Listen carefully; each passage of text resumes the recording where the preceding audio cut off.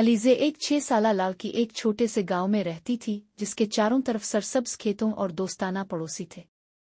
सर्दियों की एक सर्द सुबह इसने एक बूढ़ी औरत को अपने दरवाजे के बाहर कांपते हुए देखा। अलीज़े की उम्मी मसरूफ थी, इसलिए इसने कंबल लेकर औरत के कंधों पर लपेट लिया। औरत की आंखें आंसुओं से तर हो गईं। आपका शुक्रिया छूटी, इसने कहा। अलीज़े ने मुस्कराकर इसे गिले लगाया।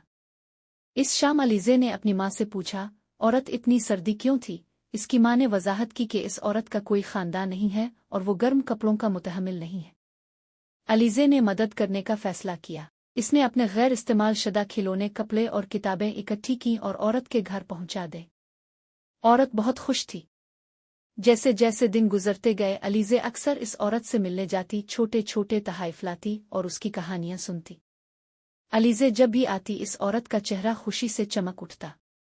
गांव वालों ने अलीज़े की मेहरबानी देखी और बूढ़ी औरत की भी मदद करने की तरगीब दी। जल्द ही औरत के पास एक गर्म घर और उसकी देखभाल के लिए एक कम्युनिटी थी। अलीज़े की छोटी छोटी मेहरबानियों ने एक बड़ा फर्क डाला, जिससे पूरे गांव में मोहब्बत और गर्मजोशी फैल गई।